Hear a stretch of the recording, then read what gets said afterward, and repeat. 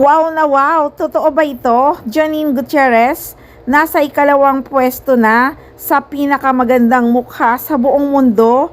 Oh my goodness! Siguradong marami na naman ang hindi papayag at mababas na naman ang aktres.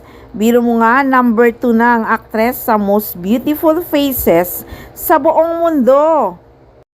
Yes, totoo nga ang balita na kinilala ang kapamilya aktres na si Janine Gutierrez sa isang sikat na listahan ng mga magagandang mukha sa buong mundo. Bagamat iba-iba ang mga online poll o listahan na lumalabas kada taon, patuloy siyang napapabilang at nakakakuha ng mataas na ranggo tulad ng ikadalawang pwesto dahil sa kanyang patok na angelic face o special na kagandahan. Ilang taon na nga siyang regular na nominee at nakakapasok sa prestihiyosong listahang ito kung saan nakasama rin siya sa top 50 at top 60 ng iba't ibang edition dahil sa kanyang ganda at classy Filipina look.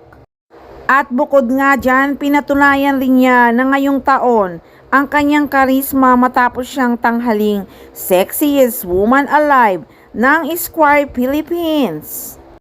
At bukod pa nga dyan, si Janine Gutierrez ay kilalang kilala sa kanyang timeless beauty at effortless elegance. Mapa-casual o OOTD man yan o pang red carpet, talagang lutang na lutang ang kanyang sophisticated aura. At bukod sa physical na ganda, kinilala rin siya sa buong mundo dahil sa kanyang talento. Siya ay nagwagi ng FAMAS at Gawad Urian Best Actress at nakatanggap ng Rising Star Awards sa New York Asian Film Festival.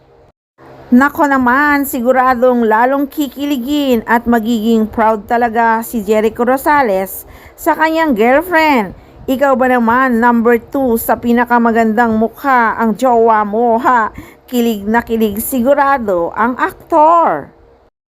Grabe na talaga, diba? Biro mo, nasa ikalawang pwesto na si Janine Gutierrez sa pinakamagandang mukha sa buong mundo.